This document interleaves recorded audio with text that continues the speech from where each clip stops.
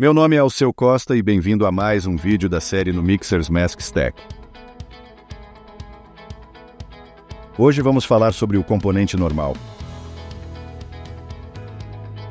Em sua essência, o componente máscara normal age de maneira muito semelhante ao gradiente de posição. No entanto, ele considera as informações normais da mixagem para determinar como a máscara será revelada. Portanto, se adicionarmos uma máscara normal a essa camada acima da superfície rochosa e entrarmos no modo de máscara, poderemos ver como a máscara se ajusta aos dados normais da superfície com base no ângulo de rotação. As configurações dentro do componente normal são quase idênticas ao gradiente de posição. Portanto, irei repassá-las rapidamente e, em seguida, obteremos alguns exemplos práticos de como utilizar o componente de máscara normal. Temos a alça de ângulo aqui, que nos permite determinar o ângulo de onde vem a máscara. Observe como todas as faces e normais apontadas para fora do ângulo da máscara projetada são pretas, enquanto as normais voltadas para o ângulo são brancas. Isso é o que torna esse componente tão incrivelmente útil. Também podemos alterar a inclinação da projeção, o que lhe dará uma aparência mais de cima para baixo. Ou, se você clicar no botão de opção abaixo, a inclinação virá de baixo. Em seguida, temos um menu suspenso para saber como o mixer fornecerá a máscara. Assim como o Position Gradient, Mesh e Underline Mix são padrão. E isso utiliza a malha de base e as texturas, bem como todas as camadas abaixo. Então, se eu ativar a camada Surface, você pode ver como os dados normais abaixo estão sendo tratados nos resultados da máscara.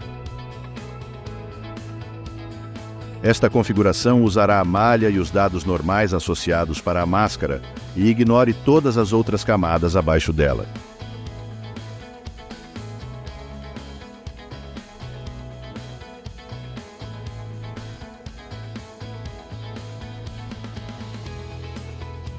Mesh Only, ao que parece, utilizará apenas os normais de geometria da própria malha e não levará em consideração nenhum dos normais de textura gerados na mixagem.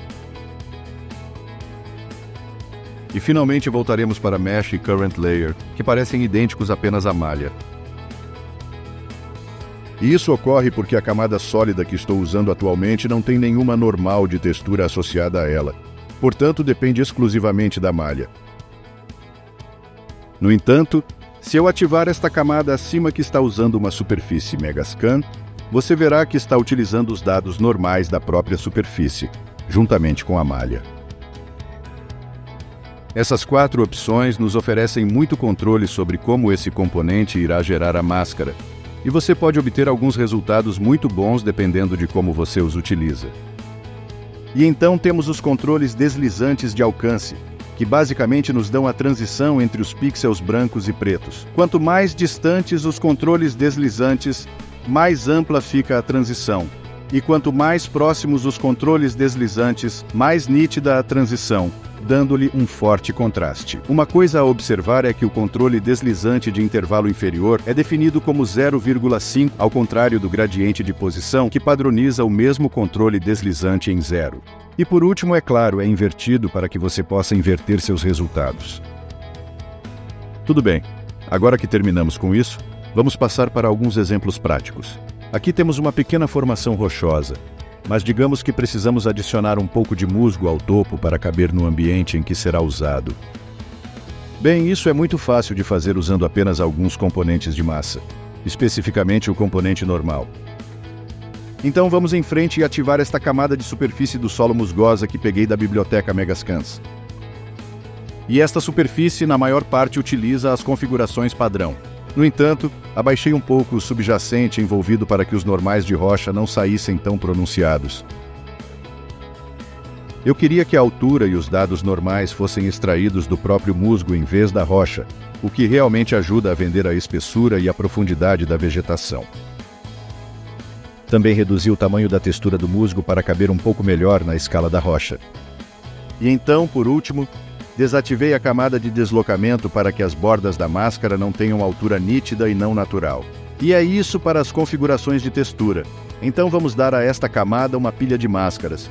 E então a primeira coisa que vou fazer é adicionar um componente de mapa. Como mencionei no tutorial de gradiente de posição, Lançaremos um vídeo dedicado ao componente do mapa muito em breve, então não entrarei em muitos detalhes agora. Mas neste caso, vou obter meu mapa da camada de solo musgoso e, em seguida, ajustar o intervalo para fornecer algumas arestas precisas. Agora parece um pouco estranho no momento, então vamos adicionar um componente normal a seguir. Vamos definir a inclinação para 0 graus, de modo que venha de cima, e então empurrar as configurações de alcance bem próximas umas das outras na extremidade superior para realmente obter alguns bons resultados nas normais voltadas para cima. E agora, se definirmos o modo de mesclagem para adicionar, podemos combinar as áreas reveladas desta máscara com a máscara do componente abaixo, que está nos aproximando muito mais dos resultados que buscamos. Se eu digitar 9 no teclado, posso entrar no modo de máscara e ver como as máscaras combinadas estão. No entanto, se eu acertar 0 no teclado, também posso visualizar apenas a camada ativa em que estou trabalhando, o que me mostra o que esse componente normal está fazendo sozinho. Esta é uma maneira realmente útil de focar em uma camada de máscara por vez. Ok, isso parece muito legal, mas ainda não terminamos, então vamos adicionar um modificador Gaussian Blur e dar a ele uma força muito baixa para suavizar algumas das partes mais nítidas e pixeladas da máscara. Por fim, quero restringir o musgo ao topo da formação, então para nos livrarmos rapidamente do musgo abaixo desse ponto, adicionaremos um gradiente de posição. Defina-o para multiplicar e simplesmente ajuste o intervalo para que os pixels mais escuros da camada mascarem o musgo abaixo de um determinado ponto. Se formos para o modo de máscara ativa, podemos ver como fica o gradiente de posição aqui.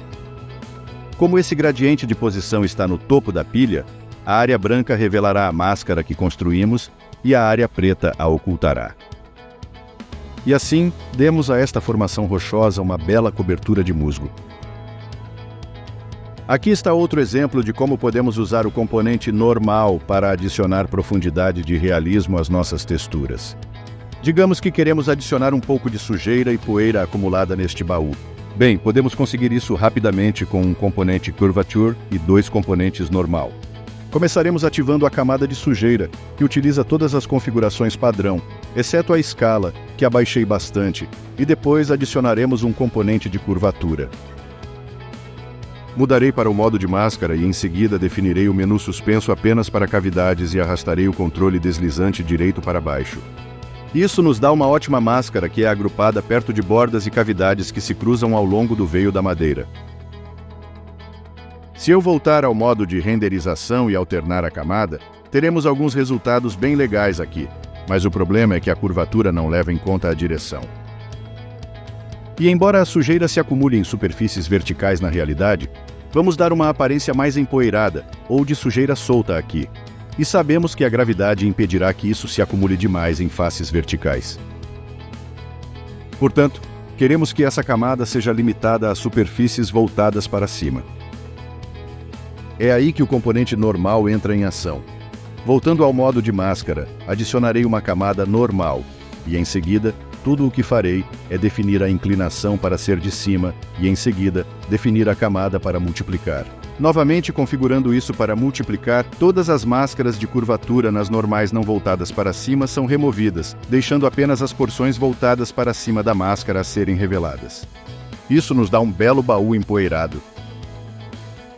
Podemos levar isso ainda mais longe adicionando outro componente normal no topo, configurando-o para vir de cima. Em seguida, simplesmente diminuiremos a opacidade para que não apenas tenhamos os detalhes mais fortes e espessos da poeira e da sujeira, mas também uma camada muito fraca cobrindo todos os normais voltados para cima.